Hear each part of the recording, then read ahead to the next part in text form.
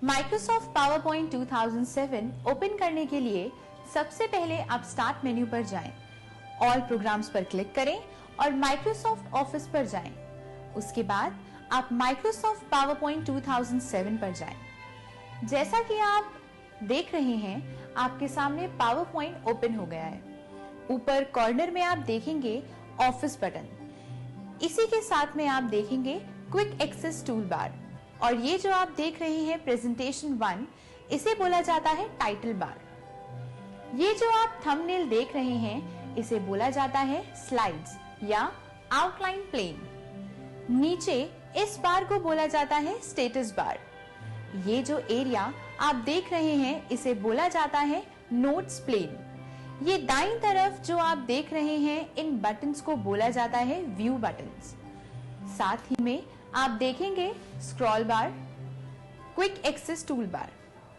Quick access tool bar द्वारा आप किसी भी कमांड को यहां ऐड कर सकते हैं और उस पर क्लिक करके आप किसी भी कमांड को रन कर सकते हैं।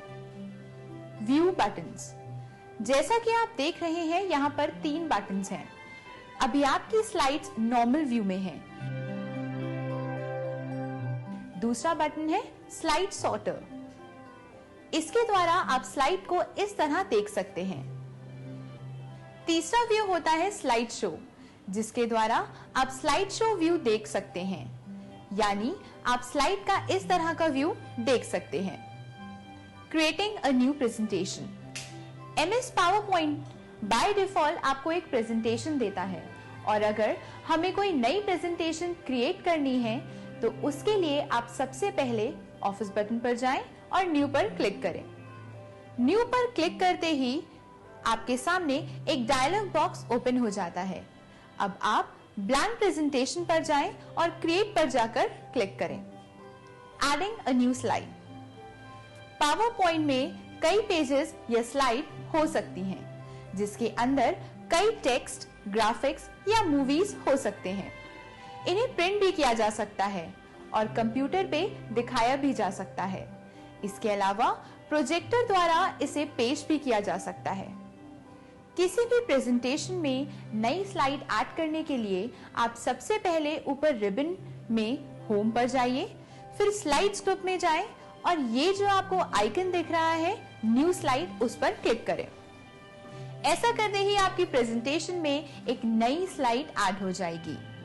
ये जो स्लाइड अभी ऐड हुई है, ये सबसे ज्यादा यूज होने वाली स्लाइड है, और अगर आप दूसरे डिफरेंट लेआउट की स्लाइड ऐड करना चाहते हैं तो उससे आइकन के ठीक नीचे एक छोटा सा एरो है, उसे क्लिक करें और यहां से आप कोई भी लेआउट चुन सकते हैं।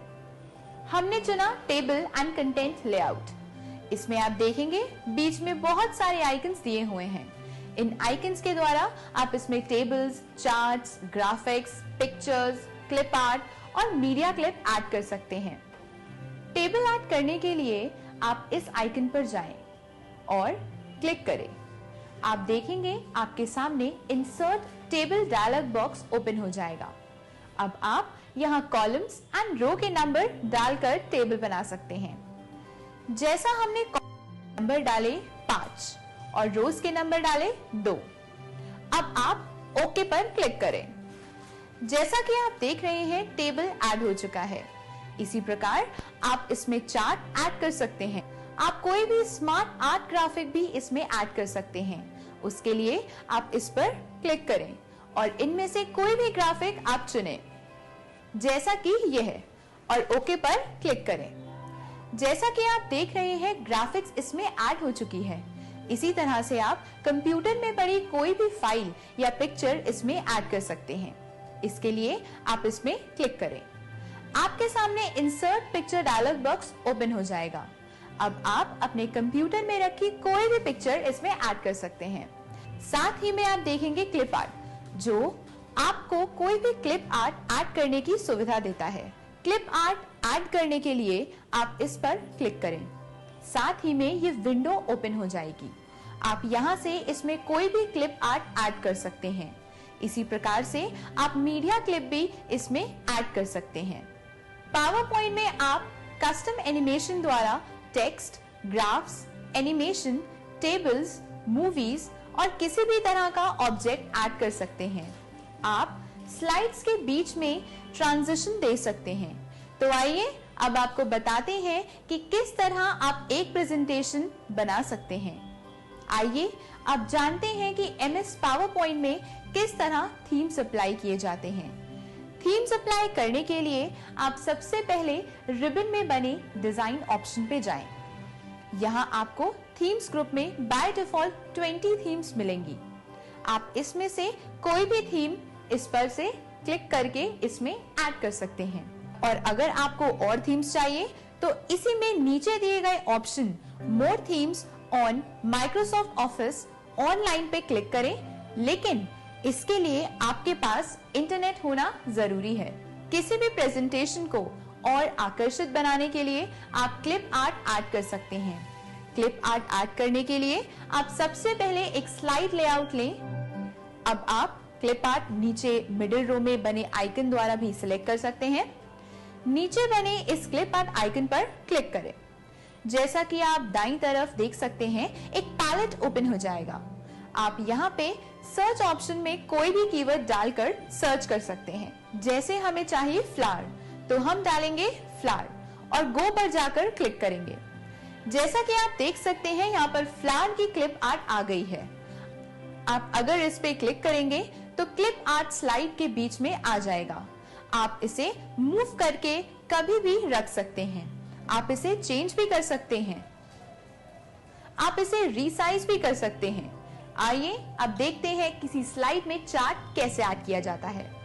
आप किसी भी स्लाइड में चार्ट मिडिल रो में बने चार्ट आइकन के द्वारा ऐड कर सकते हैं। इस पर क्लिक करते ही insert chart dialog box open होगा। आप यहां से कोई भी चार्ट चुन सकते हैं और ओके पर जाके उसे स्लाइड में प्लेस कर सकते हैं। आप चार्ट ऊपर रिबन में जाकर डिजाइन ऑप्शन से भी ऐड कर सकते हैं और आप इसे इंसर्ट टैग में जाकर इंसर्ट चार्ट में जाकर भी प्लेस कर सकते हैं। स्लाइड शो व्यू, इसके द्वारा आप किसी भी प्रेजेंटेशन का व्यू फुल स्क्रीन पर देख सकते हैं। जैसे हमने इस प्रेजेंटेशन का व्यू फुल स्क्रीन पर देखना है, तो उसके लिए आप सबसे पहले रिबन में बने व्यू टैग पर जाएं और प्रेजेंटेशन व्यू में स्लाइड व्यू पर जाएं। जैसा कि आप देख सकते हैं, प्रेजेंटेशन का व्यू फुल स्क्रीन पर आ गया है। इसे बाहर जाने के लिए आप अपने कीबोर्ड से एस्केप का बटन दबाएं और नेक्स्ट स्लाइड देखने के लिए पेज अप और प्रीवियस स्लाइड देखने के लिए पेज डाउन का बटन दबाएं। आप इन्हें अपने माउस के लेफ्ट क्लिक द्वारा भी देख सकते हैं। स्लाइड ट्रांजिशन द्वारा आप अपनी प्रेजेंटेशन को और बेहतर बना सकते हैं और उसमें माय सर्च ऐड करके और भी प्रोफेशनल बना सकते हैं। ट्रांजिशन ऐड करने के लिए आप सबसे पहले रिबन में बने व्यू टैब पर जाएं और प्रेजेंटेशन व्यू में जाकर स्लाइड सॉर्टर पर क्लिक करें। यहाँ पर जिस स्लाइड पर आपको ट्रांजिशन ऐड करने हैं उसे सिलेक्ट करें। अब आप ऊपर रिबन में एनिमेशन टैब में जाएं। अब आप transition to the slide group में जाकर किसी भी तरह की ट्रांजिशन चुनें और स्लाइड में ऐड करें। जैसे हमने ऐड करी ये वाली ट्रांजिशन। अब आप कस्टम एनिमेशन द्वारा एनिमेशन को कस्टमाइज भी कर सकते हैं। जैसे हमने इसमें कोई इफेक्ट ऐड करना हो तो कस्टम एनिमेशन पैलेट पर जाएं और ऐड इफेक्ट पर क्लिक करें और अपने मुताबिक कोई भी इफेक्ट ऐड करें। कस्टम एनिमेशन टैब में ही आप प्ले पर जाकर इसे प्ले कर सकते हैं और देख सकते हैं। और अगर आप स्लाइड शो पर क्लिक करते हैं तो ये आपको इसका स्लाइड शो व्यू दिखाएगा। चलिए अब इससे बाहर आ जाते हैं। तो आइए अब हम देखते हैं कि स्लाइड में एनिमेशन कैसे ऐड करते हैं। किसी भी स्लाइड में एनिमेशन ऐड करने के लिए आप सबसे पहले उसे सिलेक्ट करके रिबन में बने एनिमेशन टैब में जाएं और एनिमेशंस ग्रुप में जाएं। ऊपर आप देखेंगे एक एनिमेशन बटन, साथ ही में आप देखेंगे एक एरो। अब आप एरो पर क्लिक करें और यहां से किसी भी तरह का एनिमेशन चुनें। आइए अब जानते हैं मास्टर स्लाइड्स के बारे में। मास्टर स्लाइड्स वह स्लाइड्स होती हैं जिनमें आप अपनी मर्जी के मुताबिक डिजाइन्स ऐड कर सकते हैं और वह डिजाइन्स बाकी स्लाइड्स में ऑटोमेटिकली हो जाता है। तो आइए जानते हैं मास्टर स्लाइड्स कैसे बनाए जाते हैं। मास्टर स्लाइड्स बनाने के लिए आप सबसे पहले ऊपर रिबन में व्यू टैब पे जाइए, आप प्रेजेंटेशन व्यू ग्रुप में जाएं, इसके बाद आप स्लाइड मास्टर आइकन में जाकर क्लिक करें। जैसा कि आप देखेंगे कि ये स्लाइड एक मास्टर स्लाइड बन चुकी है। अब अगर आप इसमें कोई थीम ऐड करना चाहते हैं, कोई इफेक्ट ऐड करना चाहते हैं, कोई कलर, फॉन्ट एक्सेट्रा ऐड करना चाहते हैं, तो आप यहाँ पर ऊपर रिबन से ऐड कर सकते हैं। जो भी स्टाइल आप यहाँ सेट करते हैं, वही स्टाइल ऑटोमेटिकली यहाँ सारी प्रेजेंटेशन में सेट हो जाता है। जैसा कि अब हम इसमें थीम ऐड करेंगे। थीम ऐड करने के लिए आप मास्टर स्लाइड्स पर क्लिक करें और ऊपर रिबन में एडिट थीम पर जाएं और थीम्स आइकन पर जाकर क्लिक करें और कोई भी थीम ऐड करें। अब आप देखेंगे कि सारी स्लाइड्स में ये थीम ऐड हो गई है। अब आप जो भी स्लाइड लेंगे उसमें ये थीम और पैटर्न अपने आप ही ऐड हो जाएगा। Slide show view. प्रेजेंटेशन वह सभी स्लाइड्स होती हैं जिन्हें आप अपनी ऑडियंस को दिखाने के लिए डिजाइन करते हैं। इन्हें स्लाइड शो भी बोला जाता है। स्लाइड शो व्यू किसी भी प्रेजेंटेशन को अपनी ऑडियंस को दिखाने से पहले आपको उसे स्लाइड शो व्यू में देखना जरूरी है, जिससे आपको अंदाजा हो जाए कि आपकी प्रेजेंटेशन फुल स्क्रीन पर कैसी दिखेगी। अब हम जानेंगे पावरपॉइंट 2007 में डिफरेंट व्यूज के बारे में। कोई भी स्लाइड अलग अलग तरीके से शो करी जा सकती है। ये आपके हाथ में होता है कि आप कौन सा व्यू यूज करना चाहते हैं। अलग अलग व्यूज देखने के लिए आप ऊपर रिबन में जाएं। बाईं तरफ आपको एक ग्रुप दिखेगा, प्रेजेंटेशन व्यूज, जिसमें आप अलग अलग तरह के व्यूज देख सकते हैं। सबसे पहले हम देखेंगे नॉर्मल व्यू वह व्यू होता है जिसमें आप काम कर रहे हैं। स्लाइड सॉर्टर वह व्यू होता है जिसमें आप सारी स्लाइड्स हॉरिजॉन्टली देख सकते हैं, जो कि थंबनेल के रूप में होती है। उसी के नीचे आप सीरियल नंबर्स भी देख सकते हैं, जैसे कि नंबर 1, 2, 3 और 4। इसके द्वारा आप किसी भी स्लाइड को ऐड कर सकते हैं, रिमूव कर सकते हैं या एनिमेशन दे सकते हैं, या फिर किसी भी स्लाइड में एडिटिंग कर सकते हैं। मान लीजिए हमने तीसरी स्लाइड में एडिटिंग करी, तो हम इस पर क्लिक करके डायरेक्ट इस स्लाइड पर पहुंच जाते हैं। नेक्स्ट व्यू है नोट्स पेज व्यू। यह व्यू आपको नोट्स बनाने की सहायता देता है, जिसे आप प्रेजेंटेशन में लिख सकते हैं और प्रेजेंटेशन के वक्त पढ़ सकते हैं। लेकिन ये नोट्स आपको प्रेजेंटेशन में दिखाई नहीं देते हैं। इस आप देखेंगे स्लाइड शो व्यू। ये व्यू ज्यादातर प्रेजेंटेशन को शो करने में काम आते हैं। इस व्यू के द्वारा आप प्रेजेंटेशन को अपने क्लाइंट को दिखा सकते हैं। इसमें हम साउंड डाल सकते हैं या फिर कोई भी एनिमेशन दे सकते हैं। इस व्यू से बाहर जाने के लिए आप अपने कीबोर्ड से एस्केप का बटन प्रेस करें। Working with text. किसी भी प्रेजेंटेशन को बनाने के लिए बहुत सारे टेक्स्ट की आवश्यकता होती है और इन्हें अपने मुताबिक चेंज करना एक बहुत बड़ा पार्ट होता है। आप टेक्स्ट को सिर्फ टाइटल्ड या बुलेटेड ही नहीं लिख सकते, इससे किसी इमेज के ऊपर कैप्शन, शेप के ऊपर या बाहर लिखा जा सकता है, जिससे आप अपनी ऑडियंस को अपने विचार आसानी से समझा सकते हैं। अब हम जानेंगे कि किसी स्लाइड में टेक्स्ट कैसे ऐड किया जाता है। जैसा कि आप स्क्रीन पर देख सकते हैं, इस स्लाइड में 2 बॉक्स हैं, जिसमें पहले बॉक्स में लिखा हुआ है क्लिक टू ऐड टाइटल और दूसरे बॉक्स में लिखा है click to add subtitle. Slide में टाइटल ऐड करने के लिए या टेक्स्ट ऐड करने के लिए आप यहां पर क्लिक करें और अपना टेक्स्ट यहां पर टाइप करें। जैसा हमने टाइप किया स्मार्ट वैल्यू मॉड्यूल, और इसी तरह से आप सबटाइटल भी इसमें टाइप कर सकते हैं। जब आप टेक्स्ट टाइप कर रहे होते हैं तो साथ ही में एक बॉक्स आ जाता है जिसे टेक्स्ट बॉक्स बोला जाता है। अब हम यहाँ पर सबटाइटल ऐड करेंगे। जैसा हमने यहाँ लिखा MS PowerPoint। इस टेक्स्ट बॉक्स से बाहर आने के लिए एंटर प्रेस कर सकते हैं या फिर बाहर क्लिक कर सकते हैं। आइए देखते हैं कि टेक्स्ट को कैसे मूव किया जाता है। टेक्स्ट बॉक्स को मूव करने के लिए आप टेक्स्ट बॉक्स को क्लिक करें। अब आप अपने माउस के पॉइंटर को टेक्स्ट बॉक्स के ऊपर लेकर जाएं।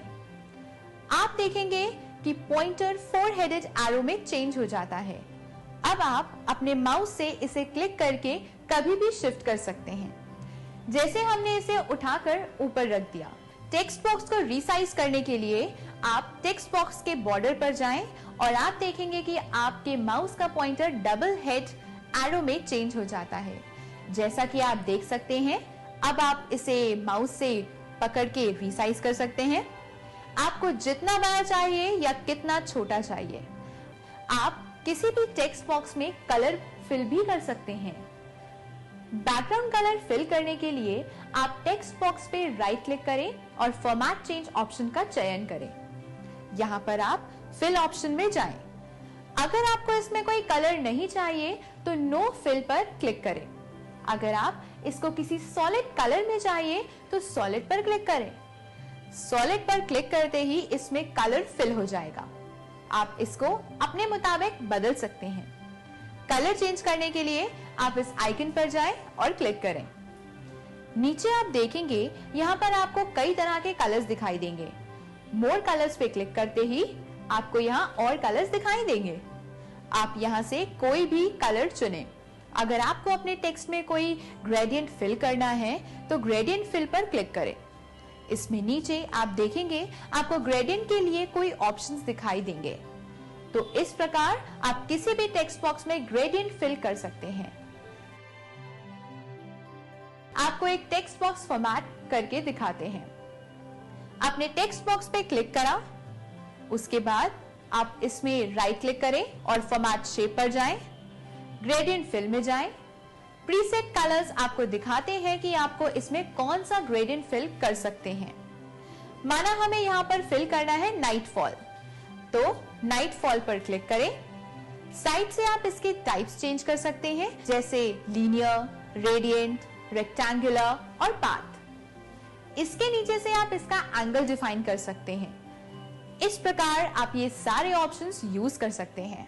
जब आपका कार्य पूरा हो जाए तो क्लोज पर जाकर इसे बंद करें। किसी भी टेक्स्ट के फॉन्ट को चेंज करने के लिए माइक्रोसॉफ्ट ऑफिस 2007 में 4 ऑप्शंस अवेलेबल होते हैं। फॉन्ट को चेंज करने के लिए आप सबसे पहले फॉन्ट को सिलेक्ट करें और पहले ऑप्शन के मुताबिक इस पर राइट क्लिक करें। जैसा कि आप नीचे देखेंगे एक छोटी सी टैब विजिबल होती है। आप इसमें जाकर फॉन्ट साइज को चेंज कर सकते हैं, जैसे हमें चाहिए एरियल। इसी प्रकार से आप फॉन्ट कलर भी चेंज कर सकते हैं। हमें माना कलर चाहिए ऑरेंज, तो देखिए कलर ऑरेंज हो गया और हम फॉन्ट का साइज छोटा बड़ा कर सकते हैं। हम साइज मान लो चाहिए 16, तो आप देखेंगे फॉन्ट का साइज घटकर 16 हो गया है।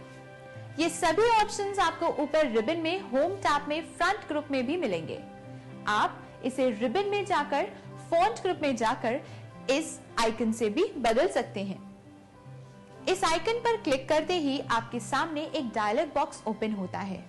यहाँ से आप अपने फॉन्ट की सेटिंग्स चेंज कर सकते हैं। आप बॉक्स पे राइट क्लिक करें और फॉन्ट में जाकर क्लिक करें। इस पर क्लिक करने से भी आपके सामने वही डायलॉग बॉक्स ओपन होता है। तो उम्मीद है कि अब आप माइक्रोसॉफ्ट पावरपॉइंट 2007 में टेक्स्ट बॉक्स का यूज करना सीख गए होंगे। Saving a presentation. तो चलिए अब आपको बताते हैं कि माइक्रोसॉफ्ट ऑफिस 2007 में किसी भी प्रेजेंटेशन को कैसे सेव किया जाता है। MS पावरपॉइंट में किसी भी प्रेजेंटेशन को सेव करने के लिए आप सबसे पहले ऑफिस बटन पे जाएं और सेव ऑप्शन में जाकर क्लिक करें। अब आप इसे अपने मन चाहे लोकेशन पर सेव कर सकते हैं। माना हमें प्रेजेंटेशन डेस्कटॉप पे सेव करनी है, तो अब यहां से डेस्कटॉप का चयन करें और यहां पर इसे सेव करें। आप यहां फाइल नेम डालें। हमें यहां पर फाइल नेम डाला स्मार्ट वैल्यू ट्यूटोरियल और सेव पर जाकर इसे सेव करें। इसी तरह आप प्रेजेंटेशन को क्विक एक्सेस टूल बार से भी सेव कर सकते हैं। इसके लिए आप अपनी प्रेजेंटेशन पर जाएं और अपने कीबोर्ड से Ctrl+S साथ में प्रेस करें। MS PowerPoint part 2। तो चलिए अब मैं आपको पावरपॉइंट में मीडिया क्लिप के बारे में बताती हूँ। तो उसके लिए हम सबसे पहले पावरपॉइंट ओपन करेंगे। उसके लिए हम सबसे पहले स्टार्ट मेन्यू में जाएंगे और ऑल प्रोग्राम्स पर क्लिक करेंगे। अब आप यहाँ पर माइक्रोसॉफ्ट ऑफिस पर क्लिक करें। अब यहाँ से माइक्रोसॉफ्ट ऑफिस 2000 पर क्लिक करें तो इसके बाद आपके सामने पावर पॉइंट ओपन हो जाएगा। इसके बाद आप यहाँ से न्यू स्लाइड ले सकते हैं। तो मैं यहाँ से लेती हूँ टाइटल ओनली। सबसे पहले हम यहाँ पर एक टाइटल दे देते हैं। तो चलिए मैं यहाँ पर टाइटल दे देती हूँ स्मार्ट वैल्यू और इससे मैं सिलेक्ट करके यहाँ से इसका साइज बढ़ा देती हूँ। साइज इसका मैं दे देती हूँ 66 और इसे मैं कर देती हूँ बोल्ड। अब हम यहाँ पर कुछ टाइप कर लेते हैं, जैसे कि मैं यहाँ पर टाइप करती हूँ दिस इज न्यू स्लाइड। उसके बाद मैं इसका कलर भी यहाँ से चेंज कर देती हूँ और इसे भी मैं बोल्ड कर देती हूँ।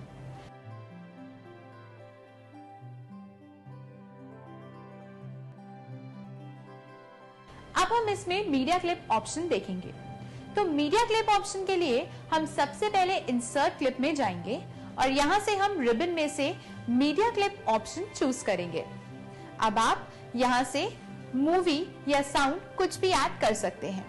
तो चलिए हम सबसे पहले मूवी ऐड करते हैं। उसके लिए आप यहाँ पर क्लिक करेंगे। यहाँ पर आपको दो ऑप्शंस दिखेंगे। फर्स्ट है मूवी फ्रॉम फाइल और सेकंड है movie from clip manager. Movie from file में से आप कोई भी मूवी फाइल में से उठा सकते हैं और मूवी फ्रॉम क्लिप ऑर्गेनाइजर से आप कोई भी मूवी क्लिप आर्ट में से ले सकते हैं। तो चलिए मैं यहाँ से मूवी सिलेक्ट कर लेती हूँ। जैसे कि मैं इसे सिलेक्ट करती हूँ तो आप देख सकते हैं यहाँ पर मूवी ऐड हो गई है। अब हम इसे कभी भी मूव कर सकते हैं। आप चाहे तो यहाँ रख सकते हैं, आप इसे राइट में करना चाहें तो राइट में कर सकते हैं या फिर आप कहीं भी मूव कर सकते हैं। तो मैं चलिए इसका साइज थोड़ा सा यहाँ से बढ़ा देती हूँ। तो इस तरह से हमने मूवी ऐड करी। तो चलिए अब हम देखेंगे इसका प्रीव्यू। उसके लिए हम यहाँ व्यू बटन से हम स्लाइड व्यू ऑप्शन बटन चुनते हैं। तो आप यहाँ पर देख सकते हैं हमने टाइटल दिया था स्मार्ट वैल्यू और उसके बाद हमने टेक्स्ट दिया था दिस इज न्यू स्लाइड और उसके बाद हमने यहाँ पर मूवी ऐड की थी जो आपको यहाँ पर प्ले होती हुई दिख रही है। तो इस तरह से हम पावर पॉइंट में मूवी क्लिप का इस्तेमाल कर सकते हैं। चलिए अब हम साउंड भी इसमें ऐड करते हैं। उसके लिए हम यहाँ पर साउंड क्लिप्स बटन पर जाएंगे और यहाँ आपको 4 ऑप्शंस दिखाई देंगे। पहला है साउंड फ्रॉम फाइल, दूसरा है साउंड फ्रॉम क्लिप ऑर्गेनाइजर, तीसरा आप देख सकते हैं प्ले सीडी ऑडियो ट्रैक और फोर्थ ऑप्शन आपको यहाँ पर दिख रहा है रिकॉर्ड साउंड। अगर आप क्लिप फाइल में से कोई साउंड इंपोर्ट करना चाहते हैं तो फर्स्ट ऑप्शन चुनिए और अगर आप क्लिप ऑर्गेनाइजर में से साउंड को इंपोर्ट करना चाहते हैं तो सेकेंड ऑप्शन चुनिए। अगर आप किसी सीडी रोम में से साउंड लेना चाहते हैं तो थर्ड ऑप्शन चुनिए और अगर आप साउंड को रिकॉर्ड करना चाहते हैं तो फोर्थ ऑप्शन चुनिए। तो चलिए मैं साउंड को क्लिप ऑर्गेनाइजर से ले लेती हूँ। तो मैं इस पर क्लिक करती हूँ।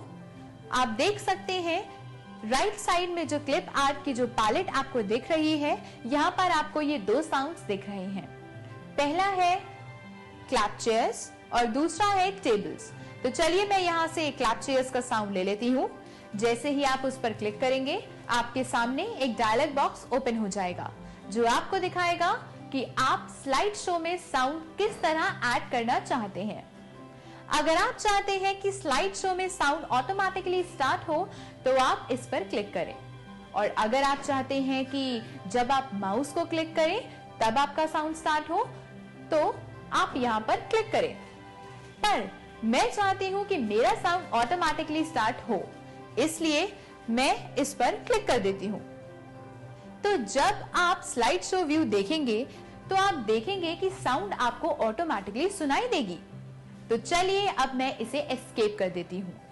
तो इस तरह से मैं यहाँ से बाहर आ जाती हूँ।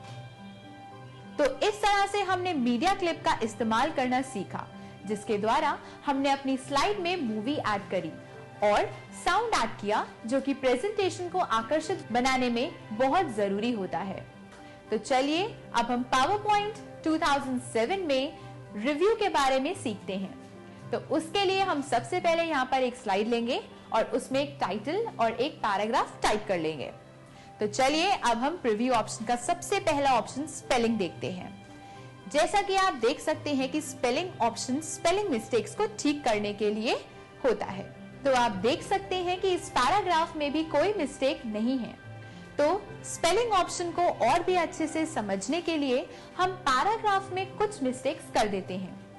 जैसे मैं एनिमेशन में टी को हटा देती हूँ। तो चलिए अब हम देखते हैं कि स्पेलिंग ऑप्शन किस तरह वर्क करता है। जैसे ही हम स्पेलिंग पे क्लिक करते हैं, हमारे सामने ये पैलेट ओपन हो जाती है। यहाँ पर आप देख सकते हैं कि जो हमारा सिलेक्टेड वर्ड है, जो हमने मिस्टेक की हुई है, वो यहाँ पर आपको दिख रही है। और यहाँ पर आप देख सकते हैं चेंज टू सजेशन, जहां से आप सजेशन ले सकते हैं कि आपको इस वर्ड को रिप्लेस करके क्या वर्ड लेना है। तो जैसा कि हम चाहते हैं स्लाइड, तो यहाँ पर हम चेक करेंगे कि स्लाइड है। तो यहाँ पर आप देख सकते हैं कि ये सजेस्ट कर रहा है स्लाइड। तो हम यहाँ पर इस पे क्लिक कर देंगे। इस तरह अगर हम चाहते हैं कि एनिमेशन भी ठीक हो, तो उसके लिए हम यहाँ पर चेंज पर क्लिक कर देंगे। तो यहाँ पर आप देख सकते हैं कि चेंज पर क्लिक करते ही सजेशंस शो कर रहे हैं। और यहाँ पर आप देख सकते हैं कि ये सजेस्ट कर रहा है एनिमेशन, क्योंकि हम चाहते हैं कि ये वर्ड एनिमेशन हो, तो हम इस पर क्लिक कर देते हैं। और अगर हम चेंज ऑल पर क्लिक करते हैं, तो वह सभी स्लाइड्स में चेंज होकर एनिमेशन हो जाएगा। हम चेंज पर क्लिक करते हैं, तो आप देख सकते हैं कि मिस्टेक यहाँ पर ठीक हो गई है। तो इस तरह से हम स्पेलिंग ऑप्शन का यूज कर सकते हैं। इसी तरह से आपको दूसरा ऑप्शन यहाँ दिख रहा है रिसर्च। इसके द्वारा हम इससे जुड़ी हुई सारी हिस्ट्री जान सकते हैं। तो हम जैसे ही रिसर्च पर क्लिक करते हैं, तो राइट साइड में एक पैलेट ओपन हो जाता है। तो यहाँ पर आप देख सकते हैं कि यहाँ पर जो हमने वर्ड सिलेक्ट किया था, वो आपको यहाँ सर्च वर्ड में दिख रहा है, जो कि है स्लाइड। और उसी के साथ आप यहाँ देख सकते हैं कि सारी हिस्ट्री आपको यहाँ शो हो रही है। तो इस तरह से हम रिसर्च ऑप्शन का यूज कर सकते हैं। थर्ड ऑप्शन है हमारा थिसॉरस। इसके द्वारा हम वर्ड्स का सिमिलर मीनिंग जान सकते हैं। तो जैसा कि हम यहाँ से सिलेक्ट करते हैं एनिमेशन और यहाँ से थिसॉरस ऑप्शन पर क्लिक करते हैं, तो इससे जुड़े हुए यहाँ सभी सिमिलर मीनिंग्स आपको यहाँ शो कर रहा है। जैसे जैसे आप इसे क्लिक करते जाएंगे, वैसे वैसे वो यहाँ सभी मीनिंग्स को शो करता जाएगा। तो क्योंकि हम यहाँ देख रहे थे एनिमेशन, तो आप देख सकते हैं कि एनिमेशन से रिलेटेड सभी सिमिलर वर्ड्स आपको यहाँ दिख रहे हैं। तो इस तरह से थिसॉरस ऑप्शन बहुत फायदेमंद होता है। नेक्स्ट ऑप्शन आपको यहाँ दिख रहा है ट्रांसलेट। ट्रांसलेशन द्वारा आप किसी भी वर्ड को ट्रांसलेट कर सकते हैं। तो जैसा कि आप देख सकते हैं कि हम एनिमेशन वर्ड को ट्रांसलेट करना चाहते हैं। हम चाहते हैं कि ये ट्रांसलेट होकर यूके लैंग्वेज में आ जाए। तो आप देख सकते हैं कि ये इस लैंग्वेज में आ गया है। नेक्स्ट ऑप्शन है लैंग्वेज। लैंग्वेज द्वारा आप जान सकते हैं कि जो वर्ड रिटन है वह किस लैंग्वेज में आपको दिया गया है। आप देख सकते हैं यहाँ पर इसकी लैंग्वेज जो कि है इंग्लिश। तो इस तरह से हम प्रीव्यू में दिए गए ऑप्शंस का यूज कर सकते हैं। तो उम्मीद है अब आप माइक्रोसॉफ्ट पावर पॉइंट में काम करना सीख चुके होंगे। तो आइए अब आपको ले चलते हैं दूसरे मॉड्यूल की ओर।